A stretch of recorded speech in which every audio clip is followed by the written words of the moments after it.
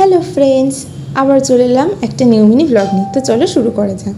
তো আজকে মার আমি গেছিলাম হচ্ছে প্রিন্সেপ ঘাট, মানে প্রিন্সেপ ঘাট না, বাবুঘাট যাব। সেই বাবুঘাট থেকে হেঁটে হেঁটে প্রিন্সেপ ঘাট যাব।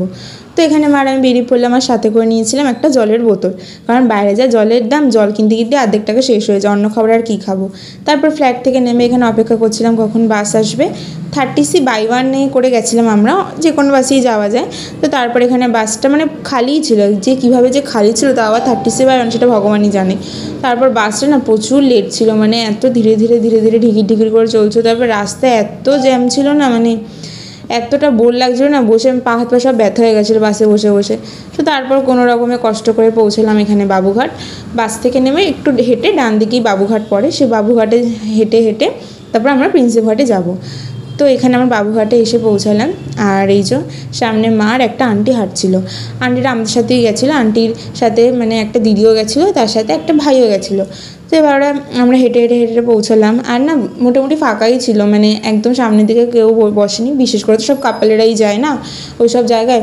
তো সবাই একদম ভেতর দিকে ছিল, আমি ভেবেছিলাম কেউই যায়নি, পুরো ফাঁকাই ছিল।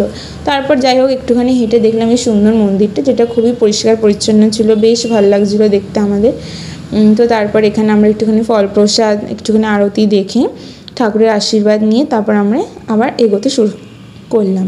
আর এগিয়ে এখানে একটা চায়ের দোকানে দাঁড়ালাম, আর সেখান থেকে চা নিলাম, বিস্কুট নিলাম।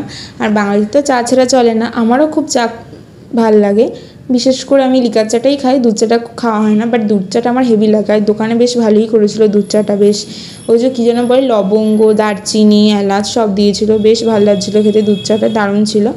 আর নিয়েছিলাম একটা বিস্কুট, সেটা দিয়ে চাটাকে এনজয় করছিলাম। তো তারপরে এখান থেকে একটুখানি হেঁটে দেখলাম সামনে একটা বট গাছ রয়েছে। বট গাছটা কীরকম অদ্ভুত দেখতে লাগে, নিচটা লাল কালার এরকম করে কেন করেছে কী জানি, ভগবানই জানে। যাই হোক, তো তারপর এখানে আমরা হেঁটে বিভিন্ন রকম ছবি তুলে বেশ ভালো দিনটা কাটানোর পর এখানে ফিরে আসার সময় এখানে একটা পুচকি একটা দেখা হয়ে গেল, যাকে মা এখানে কেক দিচ্ছিলো। ওরা নাকি আবার বিস্কুট খায় না, কেক খায়, কী জানি ভগবানই জানে। আমাদের এখানকার মানে আমার বাড়ির আশেপাশে তো কেউ এরকম কেক ফেক খায় না, সব বিস্কুটই খায়।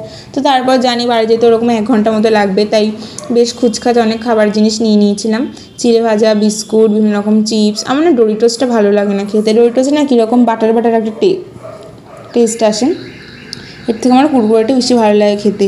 তো তারপর এখানে আমরা সেগুলোই সব খাচ্ছিলাম, এখানে ডোরিটোস, কুরকুরে, বিস্কিট, মা আবার দিয়েছিল হচ্ছে কী যেন বলো ওটাকে, আরে চিড়ে ভাজা, ওই সবই খাচ্ছেন এখানে। আমার কুরকুরে খেতে আমার সব সময় ভালো লাগে, মানে অল টাইম ফেভারিট হচ্ছে আমার কুরকুরে। তো আজকে মিনি ব্লগটা